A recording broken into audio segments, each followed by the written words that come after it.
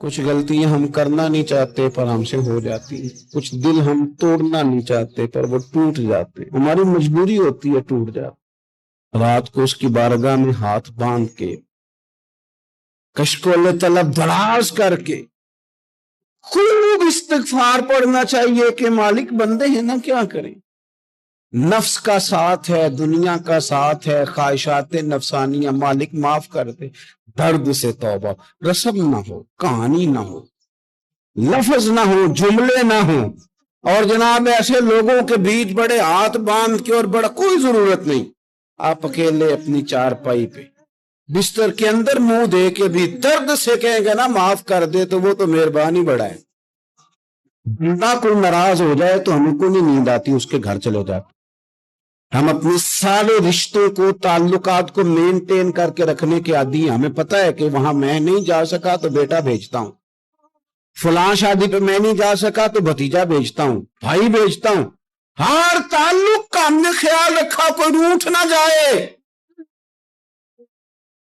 کمال ہے نا، یہ نہیں سوچا کہ اگر رب روٹ گیا تو، جب وہ روٹ جائے نا تو سارے رشتے بھی بندے کے پاس موجود ہوں تو کوئی کرامت نہیں ہوتی، پھر کروڑوں روپیہ جیب میں ہوں تو ڈاکٹروں کی دوائیاں اثر نہیں کرتی۔ وہ روٹ جائے تو پھر انسان اس طرح سے پھسلتا ہے کہ بڑے بڑے اس کے پاس دروازے ہوتے ہیں پر کسی جگہ اس کا ہاتھ نہیں لگتا۔ خدا را خیال کرے، دنیا روٹتی ہے تو روٹ جائے، رب رسول ناراض نہ ہونے پائے، اس کا خیال کریں۔ حضور فرماتے ہیں وہ مسکراتا ہے، اسے خوشی ہوتی ہے جب کوئی اس کا بندہ اس کی طرف رجوع کرتا ہے۔ آپ دیکھیں نا، سارے ڈاکٹروں نے کہہ دیا کہ اس کے تو گردے، معدہ، جگر، ہر چیز ختم ہے، گھر لے جاؤ، خدمت کرو، ہر طرف پریشانی ہے۔ وہ بندہ بھی سمجھ گیا ہے کہ آخری وقت آ گیا، کل جاؤں پرسوں جاؤں، تیاری ہو گئی، سب لوگ آ گئے، باہر والے بھی آ گئے، یہ ماحول ایک عجیب رنگ اختیار کر گیا۔ اچانک ایک ڈاکٹر نے آ کے کہا نہیں نہیں غلطی لگ گئی تھی۔ مجھے بتائیے انداز کیا ہوتا ہے؟ بغیر دوائی کے بندہ اٹھ کے کھڑا نہیں ہو جاتا، او میں تو بچ گیا ہوں۔ میرے نبی پاک صلی اللہ علیہ وسلم مثال دیتے ہیں، فرمایا ایک آدمی صحرا میں جا رہا، صحابہ سے حضور خطاب کر رہے ہیں، فرمایا ایک آدمی صحرا میں جا رہا تھا، اس نے اپنی اونٹنی پہ کھانا، پانی، پیسے، ہر چیز رکھی ہوئی تھی، صحرا تھا بہت بڑا، درمیان صحرا کے گیا تو تھوڑا سا سستانے کے لیے، آرام کرنے کے لیے اونٹنی سے نیچے اترا۔ اب اس نے اونٹنی کی لگام، اونٹنی کی نکیل اپنے سرہانے کے نیچے رکھی، ہاتھ کے ساتھ پکڑی اور سو گیا۔ تھوڑی ہی دیر کے بعد جب اس کی آنکھ کھلی تو دیکھا اونٹنی غائب ہے۔ صحرا میں وہ پیدل نہ آگے جا سکتا ہے، نہ پیچھے جا سکتا ہے، نہ دائیں نہ بائیں، کھانے کو روٹی نہیں، پینے کو پانی کا قطرہ نہیں، تھوڑا ادھر بھاگا ادھر بھاگا، تھک گیا۔ کریم محبوب فرماتے ہیں وہ پوری طرح نڈھال ہو گیا اور مایوس ہو گیا، معاذ اللہ، مایوس ہو کے دوبارہ اسی جگہ آ کے لیٹ گیا جہاں پہلے لیٹا تھا، انتظار کرنے لگا کہ اب موت ہی آئے گی، آخری وقت ہے، نہ میں پیدل یہ صحرا کراس کر سکتا ہوں، نہ پیچھے جا سکتا ہوں، نہ کھانا ہے نہ پانی ہے، سوائے موت کے کوئی سہارا نہیں۔ حضور فرماتے ہیں وہ رستے میں دوبارہ لیٹ گیا، اچانک اس نے رخ بدلا تو اونٹنی سامنے کھڑی تھی۔ حضور نے صحابہ سے پوچھا بتاؤ نا اسے بھلا کتنی کو خوشی ہوگی؟ یا رسول اللہ جی سے نئی زندگی مل گئی ہے۔ نبی پاک صلی اللہ علیہ وسلم فرمانے لگے اس کی اونٹنی مل گئی، بتاؤ بھلا اسے کتنی خوشی ہوگی؟ یا رسول اللہ وہ تو دوبارہ دنیا میں آ گیا۔ حضور فرمانے لگے اسے کچھ بھی خوشی نہیں ہوئی۔ جب کوئی رب کا گناہ گار بندہ آ کے توبہ کرتا ہے، رب کو اس سے کئی گنا زیادہ خوشی ہوتی ہے۔ میرا بندہ آ گیا ہے، میرا بندہ آ گیا ہے، میرے گھر آ گیا، اس نے آنسو بہائے ہیں، اس نے کہا اللہ میں تیرا ہی ہوں، تیرا ہی رزق کھاتا ہوں، تیری ہی زمین پہ رہتا ہوں، تیرے نام سے میری سانسیں چلتی ہیں۔ وہ آ گیا، فرمایا اس اونٹنی والے سے زیادہ رب کو خوشی ہوتی ہے جب گناہگار آ کے توبہ کرتے۔ گناہگاروں کے آنسو اس کی بارگاہ میں بڑے مقبول ہیں، لیکن ہم رسم ادا کرتے ہیں، توبہ نہیں کرتے، ہم اپنے آپ کے ساتھ دھوکہ کرتے ہیں، جھوٹ بولتے ہیں، ہم نہ گناہگاروں پر بھی فتویٰ دینے میں جلدی کرتے ہیں اور نیکی پر بشارت دینے میں بھی جلدی کرتے ہیں، حالانکہ یہ ہماری ذمہ داری نہیں۔ پتہ نہیں اللہ تعالیٰ کس کو کب توفیق توبہ دے کے اپنے قریب کر لے، لیکن بڑی جلدی ہے، بڑی جلدی فتویٰ دینے میں۔ اور یہ فتویٰ صرف مفتیوں کا نہیں رہ گیا، یہ میری طرح کے، آپ کی طرح کے ڈھیروں لوگ ہیں جنہوں نے جیب میں فتوے ڈالے۔ بھئی آپ نے کیوں ذمہ داری لے لی ہے جنت میں داخل کرنے کی اور نکالنے کی؟ یہ تو میرے رب کریم کا کرم ہے، وہ جس کو چاہے جب چاہے جتنا چاہے عطا کرے۔ لیکن کچھ لوگ نا بڑے پکے ہو گئے ہیں کہ شاید جو میں سوچ رہا ہوں وہی درست ہے۔ کبھی کبھی کچھ چیزیں عجیب بھی ہوتی ہیں، لہذا خدا کی رحمت پر بھروسہ کر کے بات کرنی چاہیے، اپنی مرضی کے فتوے نہیں داغنے چاہیے۔ وہ دیکھو جی فلانا بندہ یوں کر رہا ہے، آپ کو پتہ ہی نہیں پوری بات کا، آپ کو علم ہی نہیں پوری بات کا۔ حضرت بہاءاللہ نقشبند بخاری رحمت اللہ علیہ فرماتے ہیں میں حج کرنے گیا تو وہاں میں نے ایک آدمی کو کروڑوں کا کاروبار کرتے دیکھا، تو میرے دل میں خیال ہے یہاں بھی اللہ کرنی چاہیے تھی، دنیا داری کر رہا ہے۔ لیکن فرماتے ہیں حج سے فارغ ہوئے تو میں نے دیکھا وہی بندہ سارا کچھ رب کی بارگاہ میں خیرات کر رہا ہے، اور سینکڑوں غریب حاجی ہیں جن کو پورے خرچے دے رہا ہے۔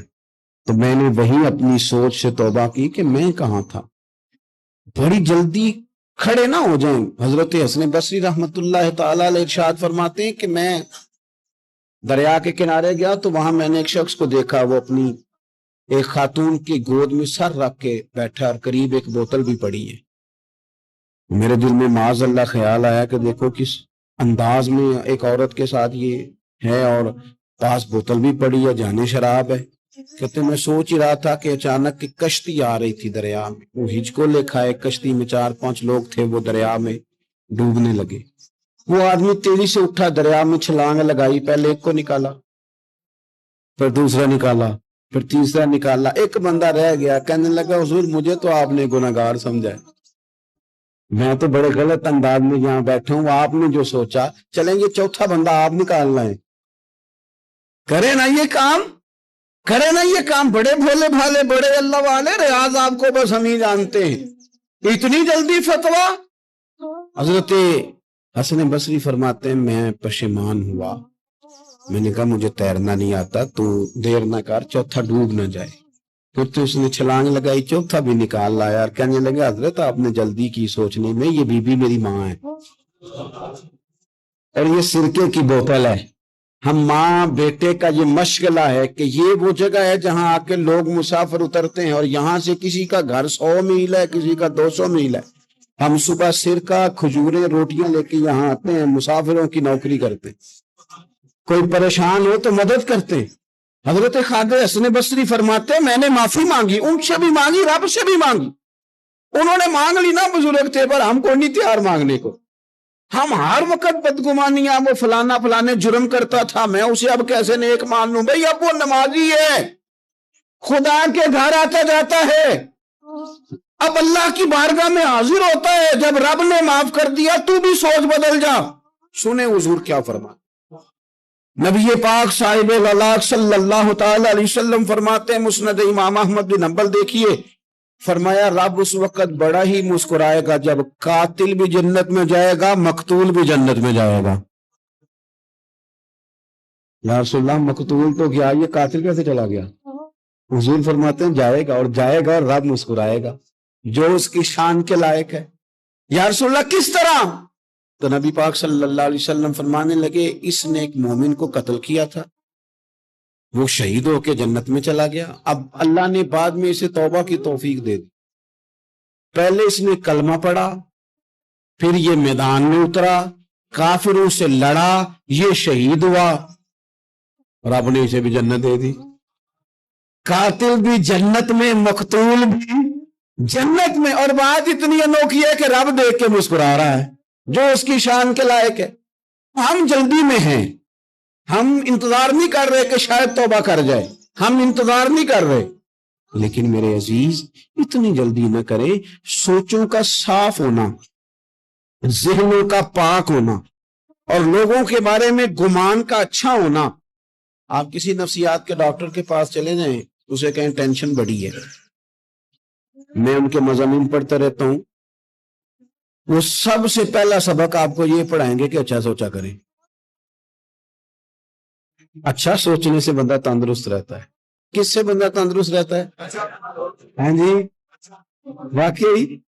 यानी इस वाले पड़ोसी के बारे में भी अच्छा सोचना है घर में, इस वाले के बारे में भी, छोटे भाई के बारे में भी अच्छा सोचना है, और बड़े के बारे में भी अच्छा ही सोचना है। यानी अपनी बरादरी कबीले के बारे में भी अच्छा सोचें, जो कबीले का नहीं उसके बारे में भी चलें थोड़ा सा अच्छा सोच लें। अपने बारे में तो अच्छा सोचा है बड़ा। मैं कहता हूं कि हम अपनी गलतियों समेत अपने आप से बड़ा प्यार करते हैं, और दूसरे की एक गलती नजर आ जाए तो हमें घेरना नहीं लग जाती। आप जल्दी न करें, मालिक ने मौका दिया है बंदों, ना वो किसी का रिज्क छीन रहा है ना सांसें छीन रहा है, वो अपनी जमीन पे चलने भी दे रहा है, रहने भी दे रहा है। तो जब उसने मौका दिया है, आप भी थोड़ा मौका दें। अल्लाह बड़ा करीम है, दरवाजे खोलेगा, उसके बंदे उसकी बारगाह तक पहुंचेंगे। बदगुमानियां और फिर बदगुमानियों का उरूज, और उस लेवल तक जाके बात कर देने का जहां से खौफ आए कि यार ये बात नहीं करनी चाहिए। कुछ लोगों ने ना पक्का ज़हन बना लिया ये कहने का कि हाथ बड़ा तंग है। पक्का आप जिस वक्त पूछ लें उनका हाथ और बड़ा ही ज्यादा तंग है। आप यकीन करें, बहन का जो खामंद है वो कह रहा है जा हिस्सा लेके आ, तेरे भाइयों की कमाई तो नहीं, तेरे अब्बा की है, लेके आ। वो बेचारी उसकी मिन्नतें कर रही है, कहती है अगर जाऊंगी ना तो वो कहेंगे हिस्सा ले जा, आज के बाद हमारे घर ना, मेरा दरवाजा ना बंद करो, मेहरबानी करो। और भाई से बात करती है तो कहता है हाथ ही बड़ा तंग है, जब ठीक होगा तो दे दूंगा।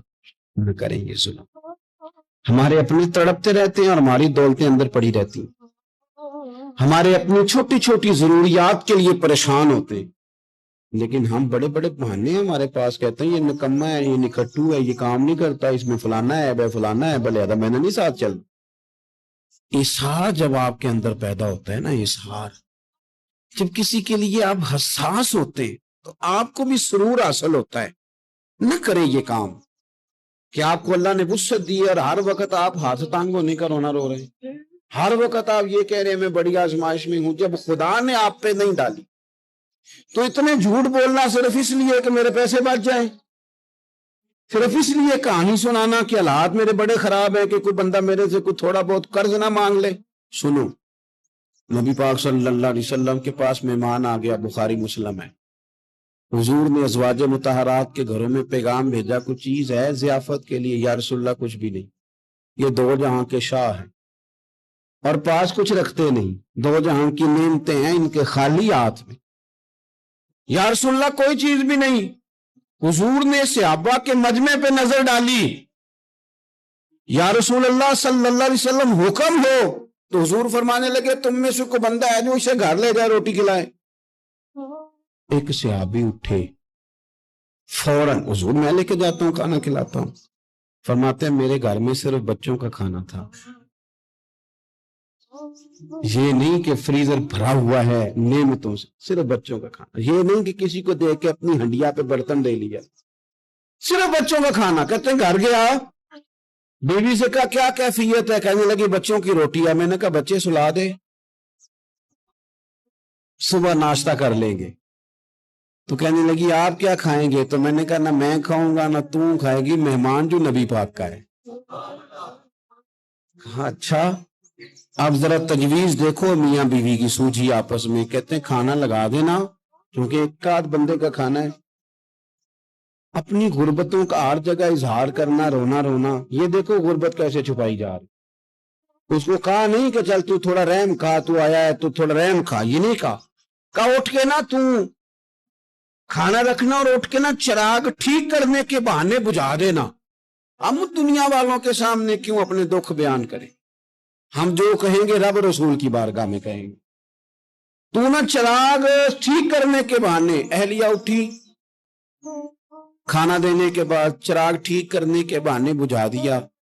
खामद भी हाथ चलाते रहे, बीवी कभी बर्तन रखती कभी उठाती, पता चले कि खाना खा रहे, खाना खाया जा रहा है।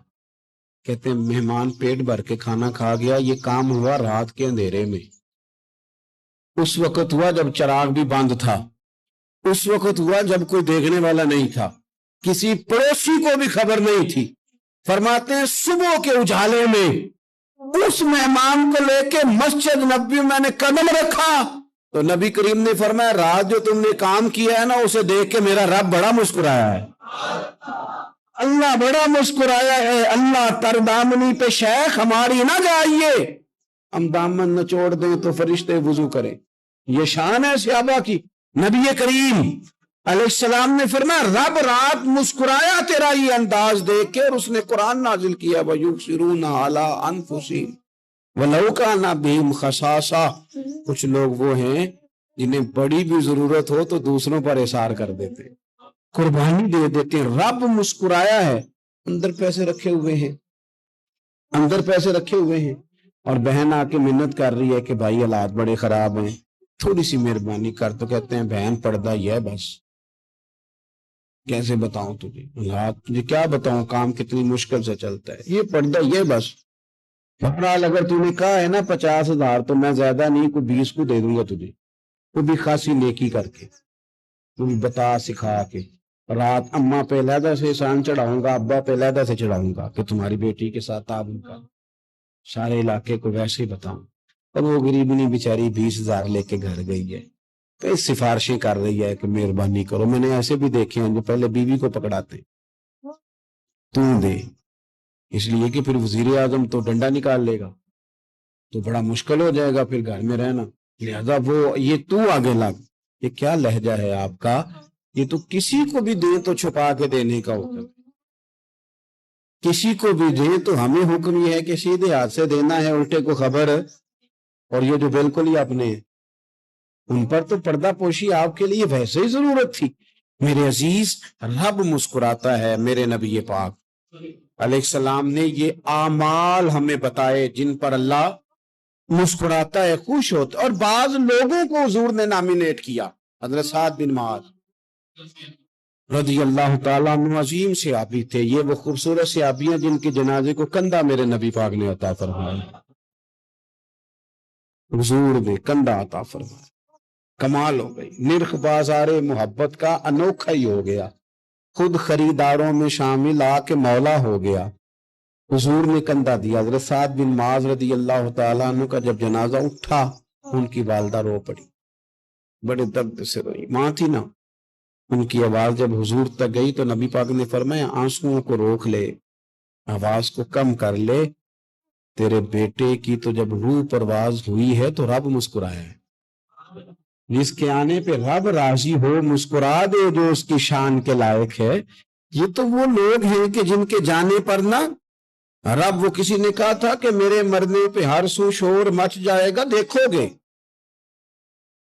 میرے مرنے پہ ہر سو شور، تو پتہ چل جائے گا جب ہم جائیں گے، میرے مرنے پہ ہر سو شور مچ جائے گا دیکھو گے، اور کہنے الوداع سرکار خود تشریف لائیں گے۔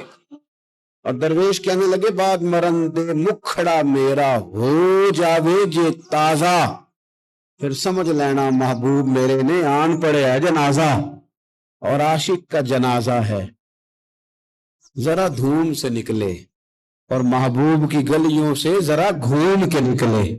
فرمایا کہ ان کے تو جانے پہ رب کریم، اور حضور نے ایک دعا بھی دی۔ حضرت ابو طلحہ، حضرت طلحہ رضی اللہ تعالیٰ عنہ صحابی تھے، ان کا وصال ہو گیا تو حضور نے دعا بھی دی۔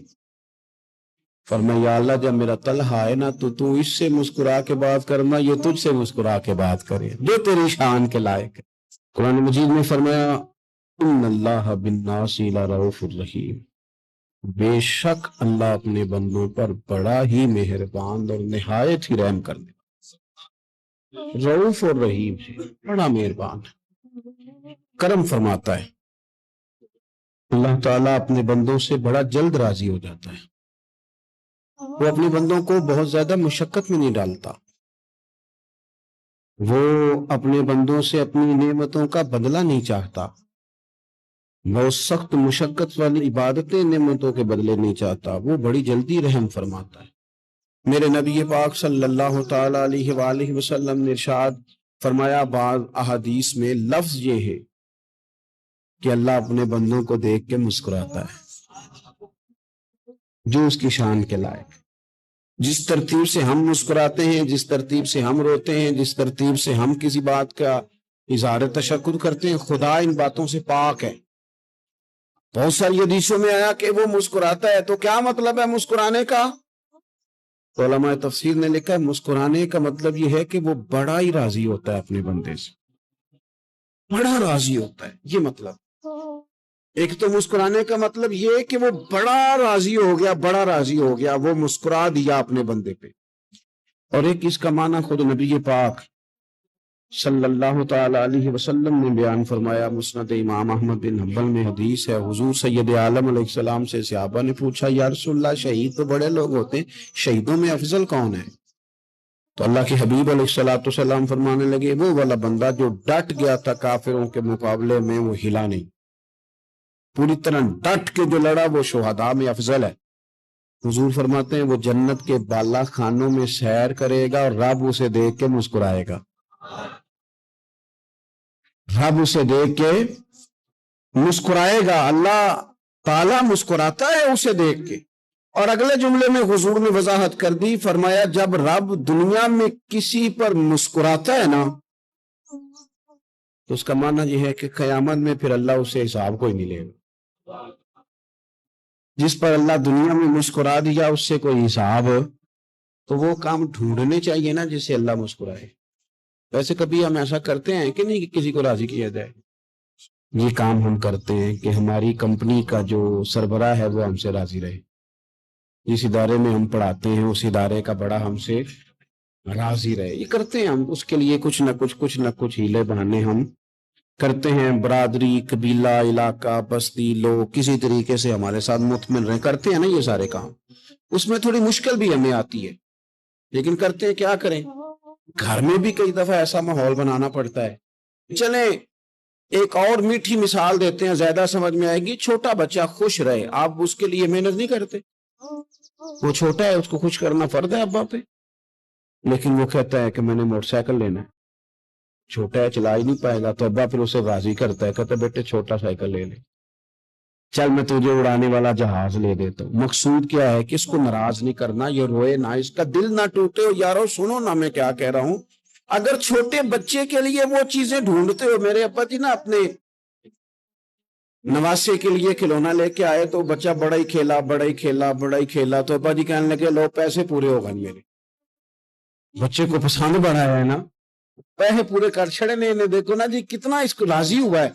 تو انسان کیا کرتا ہے کہ کوشش کرتا ہے، چھوٹا بچہ بھی ناراض نہ ہو تو وہ چیزیں وہ ڈھونڈتا ہے کہ اس کو کیا پسند ہے، چاکلیٹ لے جاؤں، فلاں چیز لے جاؤں، آئس کریم لے جاؤں۔ تو ایک بچے کے لیے، گھر کے لیے، سربراہ کے لیے اتنی محنت کرتے ہو، تو وہ کام بھی ہمیں ڈھونڈ کے تلاش کرنے چاہیے نا جس سے رب راضی ہوتا ہے، اللہ راضی ہوتا ہے۔ بتاؤں وہ کون کون سے کام ہیں؟ نبی کریم صلی اللہ تعالی علیہ وسلم نے ارشاد فرمایا 3 لوگ ہیں جنہیں دیکھ کے رب مسکراتا ہے۔ یا رسول اللہ صلی اللہ علیہ وسلم وہ کون کون سے؟ تو محبوب فرمانے لگے ایک وہ بندہ ساری مخلوق سوئی ہے، آدھی رات ہے، رات کا پچھلا پہر ہے، اس نے اٹھ کے وضو کر لیا، مصلی پہ کھڑا ہو گیا خدا کی یاد میں، فرمایا اسے دیکھ کے رب مسکراتا ہے جو اس کی شان کے لائق ہے، مسکراتا ہے اللہ۔ یہ تو سونے کا ٹائم تھا، یہ تو گہری نیند آنے کا وقت تھا، رات کا پچھلا پہر، رات پوے تے بے درداں نو نیند پیاری آوے، تے درد منداں نو یاد سجن دی ستیاں بھی آن جگاوے، اور ساون کی کالی راتوں میں جب بوندا باندی ہوتی ہے، وہ راتوں کو اٹھ اٹھ روتے ہیں جب خلقت ساری سوتی ہے، اللہ مسکراتا ہے۔ اور سننا میرے بھائی، میرے نبی پاک صلی اللہ تعالی علیہ وسلم فرماتے ہیں جب مسلمان نماز کے لیے صفیں بناتے ہیں نا، ترتیب لگ رہی ہوتی ہے، اب اللہ کی بارگاہ میں کھڑے ہوں گے، قیام کریں گے، رکوع کریں گے، سجود کریں گے، فرمایا جب مومن صفیں بناتے ہیں تو رب دیکھ کے مسکراتا ہے، مسکراتا ہے۔ کمال ہو گئے عروج بندگی کا، جب بندے کو دیکھ کے رب مسکرائے، خدا بندے سے خود پوچھے بتا تیری رضا کیا ہے، مسکراتا ہے۔ اور میرے نبی پاک علیہ السلام فرماتے ہیں جب مجاہد جہاد کے لیے صفیں سیدھی کرتے، آج تو یہ رب کے نام پہ مرنے ہی آ گئے، یہ صفوں میں کھڑے ہوں گے، ترتیب سے لڑیں گے، ترتیب سے گلا کاٹیں گے کافروں کا یا شہادت لیں گے، فرمایا جب جہاد کے لوگ صفے بناتے ہیں تو رب انہیں دیکھ کے مسکراتا ہے. کتنے نصیبوں والا وہ بندہ ہے جسے دیکھ کے مسکرا دیا. اور یار کبھی تیرا بیٹا تیرے سامنے مسکرائے نا چھوٹا, تو تیرا دل باغ باغ ہو جاتا ہے. تیری ماں بیمار کسی ایک دن صحیح طرح ہنس پڑے تو طبیعت خوش ہو جاتی. مجھے بتاؤ نا جس کا رب بھی اسے دیکھ کے ہنس پڑے, جو اس کی شان کے لائق ہے, کیا اس بندے کے نصیبیں ہیں, کیا اس کے مقدر ہیں. آپ اس مقام پر اپنے آپ کو لائیں. اب دیکھیں نا, یہ حدیث آپ نے سن لی. اب ہم نے نا اس طرح صفحے نہیں بنانے جس طرح ساری دنیا. آپ ذرا صفحے بھی شوق سے بنائیں. آپ ذرا تھوڑا سا شوق پیدا کریں گے, بھئی یہ تو میں وہ کام کرنے لگا ہوں جسے دیکھ کے رب مسکراتا ہے. نبی پاک صلی اللہ علیہ وسلم نے فرمایا جب کوئی بندہ توبہ کرتا ہے نا, ہم توبہ کا رٹا لگاتے ہیں, یا اللہ میری توبہ, یا اللہ. اور توبہ کا تو مطلب یہ ہے کہ پچھلے گناہوں سے پکی توبہ, آج کے بعد یہ غلطی نہ کرنے کا پکا وعدہ. تو نے ساری شب برات رو کے گزاری ہے, بتا سویرے جھوٹ جوڑنے کا ارادہ ہے تیرا؟ آج کے بعد رشوت تو نہیں نہ لے گا, ملاوٹ تو نہیں نہ کرے گا, یہ توبہ ہے. اور اگر سارے کام اسی طرح کرنے تو پھر یہ توبہ کا رٹا ہے, جتنا مرضی لگاؤ. حضرت علی بن ربیعہ رضی اللہ تعالیٰ عنہ فرماتے میں مولا علی کے ساتھ تھا, مقام حرہ کی طرف جا رہے تھے. حضرت علی نے ہاتھ اٹھا کے دعا مانگی ہماری تعلیم کے لیے, ورنہ حضرت علی ہم صحابہ کو محفوظ عن الخطا تو مانتے ہیں نا. ہاتھ اٹھا کے کہا اے اللہ ہمارے گناہ بخش دے, تیرے علاوہ کوئی معاف کرنے والا نہیں. اور پھر حضرت علی آسمان کی طرف دیکھا اور دیکھ کے نا حضرت علی بن ربیعہ کو تو مسکرائے.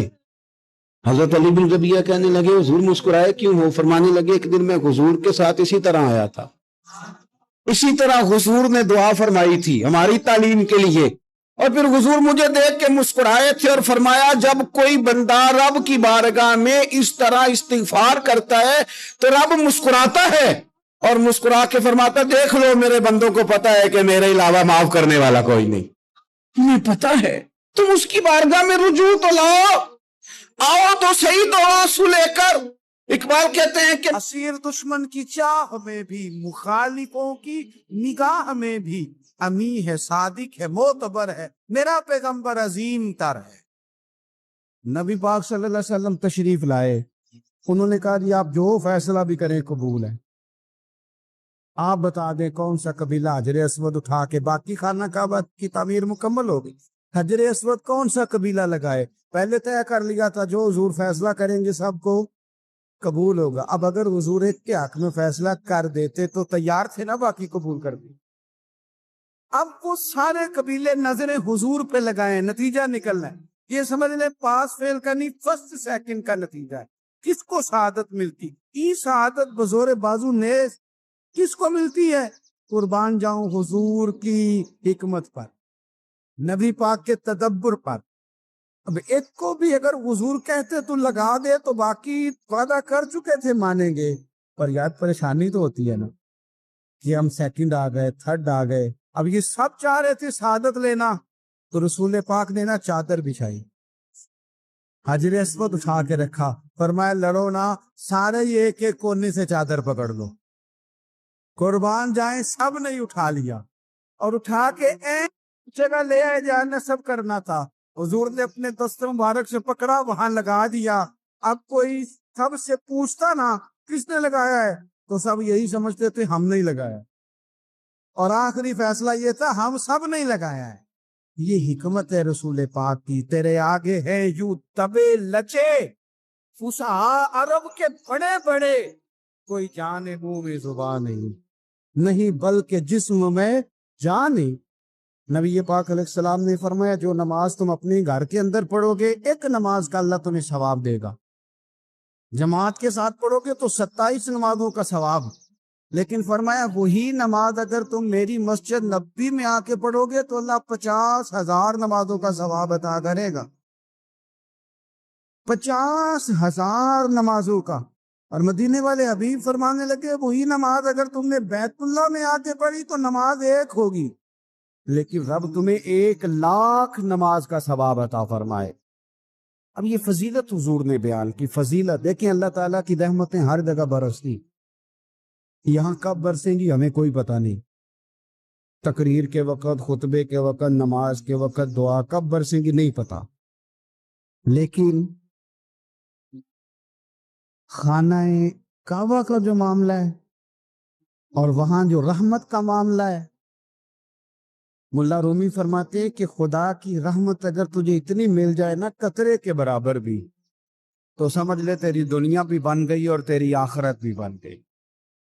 اب میرے نبی پاک علیہ السلام کی حدیث سنے، حضور فرماتے ہیں روزانہ بیت اللہ شریف پر اللہ کی 120 رحمتوں کا نزول ہوتا ہے۔ یا رسول اللہ کس وقت ہوتا ہے؟ فجر کے وقت، ظہر کے وقت، عصر کے وقت، طواف کے وقت، نماز کے وقت؟ کب؟ تو حضور نے طے کر کے بتایا، فرمایا 120 رحمتیں اللہ خانہ کعبہ پہ نازل فرماتے ہیں۔ یا رسول اللہ کب؟ فرمایا 60 رحمتیں تو ان پہ برستی ہیں جو بیت اللہ کا طواف کرتے، اور فرمایا 40 رحمتیں اس پر برستی ہیں جو حرم شریف میں نماز پڑھتا ہے۔ اور حضور فرماتے ہیں کچھ بھی نہ کرے، بس بیٹھ کے کعبے کی زیارت ہی کرتا رہے، 20 رحمتیں تو اللہ اسے بھی عطا فرما دے۔ کتنی مقدس جگہ ہے، وہاں جانے کا ذوق، وہاں جانے کی تڑپ، وہاں جانے کا شوق۔ ان لوگوں سے تھوڑا سا شکوہ ہے جو کہتے ہیں جی میں نے جی بڑی راج راج کے زیارت کر لی ہے، بس راج گئے، ختم ہو گئی بات۔ سنو، نبی پاک علیہ السلام نے 53 سال حیات ظاہرہ کے وہاں گزارے، 53 سال۔ لیکن جناب صدیق اکبر رضی اللہ تعالیٰ عنہ فرماتے ہیں قربان جاؤں، جس رات میرے کریم محبوب علیہ السلام ہجرت کی رات مکہ مکرمہ سے نکل رہے تھے تو حضور پلٹ پلٹ کے بیت اللہ کو دیکھتے، حضور پلٹ پلٹ کے دیکھتے تھے، اور پھر میرے محبوب کریم علیہ السلام نے پلٹ کے کعبے کی طرف دیکھ کے فرمایا بیت اللہ تو مجھے بڑا ہی پیارا ہے، تو مجھے بڑا ہی پیارا ہے، اے شہر مکہ تو مجھے بڑا ہی پیارا ہے۔ فرمایا اگر میری قوم مجھے پریشان نہ کرتی میں تجھے کبھی چھوڑ کے نہ جاتا۔ 53 سال رہنے کے باوجود بھی حضور کا بیت اللہ سے پیار، نبی پاک کی اس شہر کے ساتھ وابستگی، وہ دلچسپی، وہ ذوق، وہ شوق، وہ کیفیات کیوں مان پڑتے جا رہے ہیں ہمارے جذبے؟ ہمارے سیاست کی باتیں روز ہونے لگی ہیں، بحثوں کی باتیں روز ہوتی، لیکن اپنا عشق مضبوط کرنے کی بات، آپ یقین کریں یہ جو عشق ہوتا ہے یہ بندے کو آزاد کر دیتا ہے، یہ بندے کو عشق آزاد کر دیتا ہے۔ اعلیٰ حضرت فرماتے ہیں اے عشق تیرے صدقے جلنے سے چھٹے سستے، جو آگ بجھا دے گی وہ آگ لگائی ہے۔ اور علامہ اقبال کہنے لگے، اقبال سمجھاتے ہیں، وہ کہتے ہیں بجھی عشق کی آگ اندھیر ہے، اب مسلمان نہیں اب خاک کا ڈھیر ہے۔ کہتے ہیں بغیر عشق کے نا کوئی کام بھی، نماز بھی بغیر عشق کے پڑھی جاتی ہے تو کوئی مزہ ہی نہیں دیتی، بندے کہتے ہیں دل ہی نہیں لگتا۔ پیری مریدی ہے بغیر عشق کے ایسی رسم ہی ہے، ٹھیک ہے گزارا چل رہا ہے۔ قرآن شریف کی تلاوت ہے تو بغیر عشق کے کیسے کیفیات چلیں گی؟ اللہ رسول کے ساتھ پیار ہے تو کوئی دلچسپی نہیں، کوئی شوق نہیں، کوئی کیفیت۔ آپ یقین کریں کچھ بندوں پہ بندے کو تڑپ آ جاتی ہے، شوق آ جاتا ہے، یار یہ اس کو کیسے نکال لیں، یہ کس طرح کا پیار کرتے ہیں، آ کے بیٹھا رہتا ہے، چپ کر کے بیٹھا رہتا ہے، کہتا ہے جی کوئی کام نہیں بس 10 منٹ ملنا ہے۔ بندے کو اس بندے پر ویسے ہی پیار آ جاتا ہے۔ کچھ ایسے سنگی ہوتے ہیں جو آستانوں پہ 10 چکر لگا کے آتے، شکوہ نہیں کرتے کہ میں 100 دفعہ بھی آیا ہوں فلانے حضرت ملے نہیں، وہ وارفتگی ہے، وہ شوق ہے ہمارا۔ جب تک اللہ رسول کے ساتھ رشتہ عشق کا تھا، پیار کا تھا، ذوق کا تھا، درد کا تھا، خلوص کا تھا، آپ یقین کریں طبیعتیں جمی ہوئی تھی۔ نبی پاک نے نا ہمیں تکلیف میں رہ کے پیار کرنے کا درس دیا۔ بخاری مسلم میں حدیث ہے، حضور اپنے مدینے کی شان بیان کرنے لگے، حضور فرمانے لگے، محبوب فرماتے ہیں یمن فتح ہوگا تو وہاں کھیت اچھے ہوں گے، کھلیان اچھے ہوں گے، کاروبار اچھے ہوں گے، تو کچھ لوگ مدینے والے وہاں جا کے رہنے لگ جائیں گے، آباد ہو جائیں گے۔ لیکن حضور فرماتے ہیں المدینہ تو خیر لہم لو کانوا یعلمون، بات کو سمجھنا، فرمایا کہ وہاں کھیت کھلیان اچھے ہیں، ان کا کاروبار وہاں زیادہ چلے گا، لیکن رسول کریم نے فرمایا مدینہ ہی ان کے لیے بہتر تھا، کاش وہ اس بات کو جان لے۔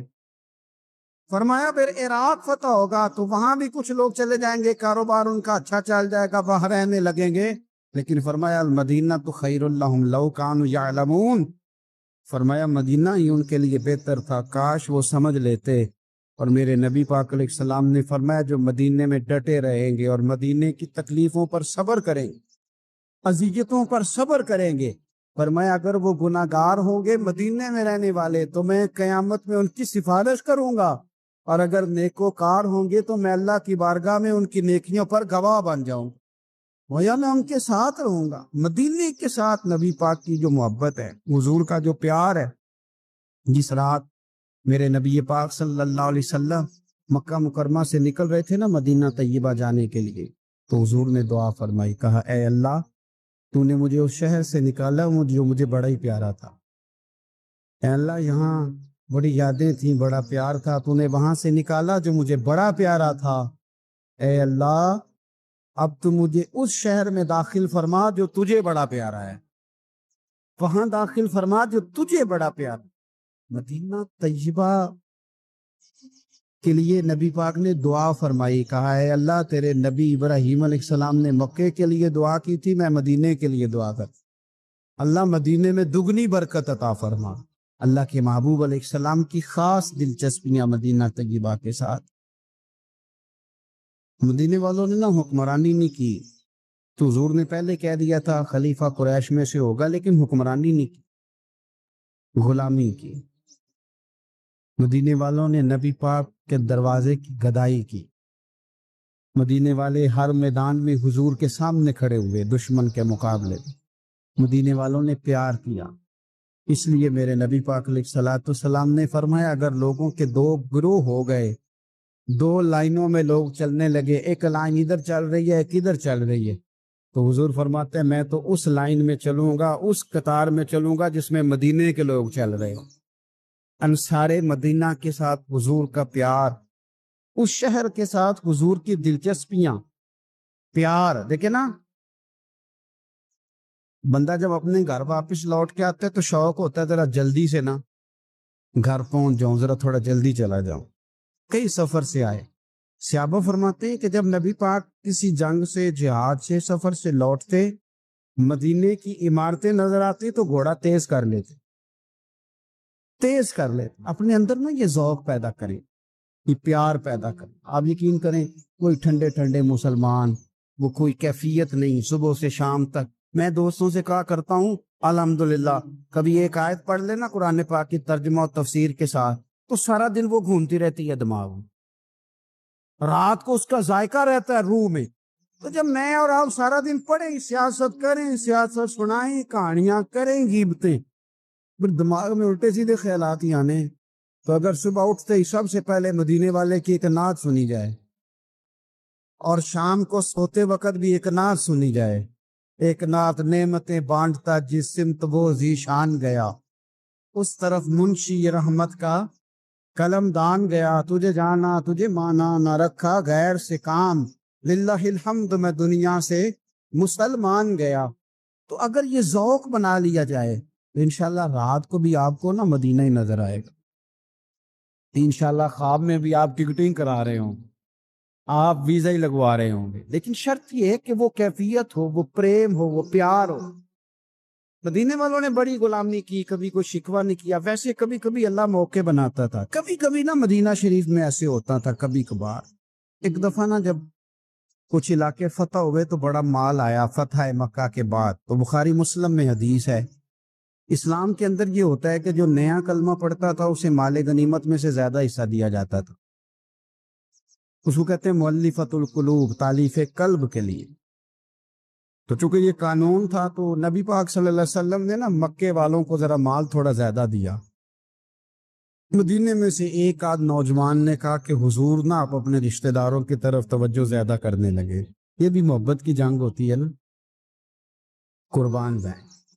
حضور سید عالم علیہ السلام تک بات پہنچی، اور اسی طرح پہنچی کہ ایک آدھ نوجوان نے بات کی ہے۔ نبی پاک علیہ السلام نے ترکی خیمہ لگوایا، فرمایا مکے والا کوئی نہ آئے، بھی صرف مدینے والے آئیں۔ سارے حضور کے سامنے بیٹھ گئے، ذرا منظر دیکھنا، حضرت ابو ایوب انصاری رضی اللہ تعالیٰ عنہ سے لے کر سارے انصار، حضور نے فرمایا بھی میں نے سنا ہے تم میں سے کچھ نے کہا ہے کہ حضور اپنے رشتہ داروں کو زیادہ دینے لگی۔ رو پڑے مدینے والے، یا رسول اللہ وہ تو ایک نوجوان نے غلطی۔ فرمایا نہیں، تم کہہ سکتے ہو کہ یا رسول اللہ صلی اللہ علیہ وسلم مکے والوں نے تو آپ کو تکلیف دی تھی، ہم نے آپ کو ٹھہرایا۔ تم کہہ سکتے ہو چونکہ تم نے ٹھہرایا تھا۔ مدینے والے رونے لگے کہ یا رسول اللہ ہم کون ہوتے ہیں ٹھہرانے والے، وہ تو آپ آئے، اللہ نے مدینے کو شانیں عطا کر دی۔ میرے محبوب نے فرمایا تم کہو نا کہ یا رسول اللہ مکے والے تو بدر میں تلواریں لے کے آ گئے تھے، ہم تھے جنہوں نے سینے پیش کیے تھے۔ وہ رو رہے ہیں، نہیں حضور ایسا تو نہیں ہے، وہ تو آپ نے مہربانی کی تو بدر میں ہم میں سے کچھ شہید ہو گئے، کچھ غازی بن گئے کی برکت سے۔ حضور نے فرمایا تم کہو کہ احد کے میدان میں انہوں نے پتھر مارے تھے، ہم نے سینہ پیش کیا تھا۔ حضور بھی رونے لگے، مدینے والے بھی رونے لگے۔ نبی کریم نے فرمایا تم کہو کہ جانے ہم نے قربان کی، تم کہو کہ حضور ایک قربانیاں ہم نے دی، کہہ سکتے ہو تم نے دی ہیں، ہمارا حق بنتا ہے کہو۔ اور جب رو رو کے بے حال ہو گئے تو سرکار بھی روئے، کھل کے روئے، پھر آنسو پونچھے اور کریم رسول فرمانے لگے وہ بھولے مدینے والو، کیا تم یہ نہیں پسند کرتے کہ لوگ جب اپنے گھروں میں جائیں تو بھیڑ بکریاں لے کے جائیں، اور جب مدینے والے اپنے گھر جائیں تو اللہ کے رسول کو ساتھ لے کے جائے؟ تم یہ نہیں پسند کرتے کہ تمہارے ساتھ میں جاؤں؟ یہ نہیں تمہارا شوق؟ دیکھو کسی کے حصے میں کچھ آیا، کسی کے حصے میں کچھ آیا، کسی کے حصے میں کچھ آیا۔ مدینے والے وہ لوگ ہیں جن کے حصے میں اللہ کا پیارا حبیب آیا۔ تمہیں رسول کریم ملے، تم کتنے خوش بخت ہو، کتنے خوش نصیب ہو، تمہیں نبی پاک کا ساتھ ملا، حضور ہے۔ یہ ہے ارض جنت، یہ طیبہ کی زمین ہے، جنت بھی یہیں اور مال کے جنت بھی یہیں۔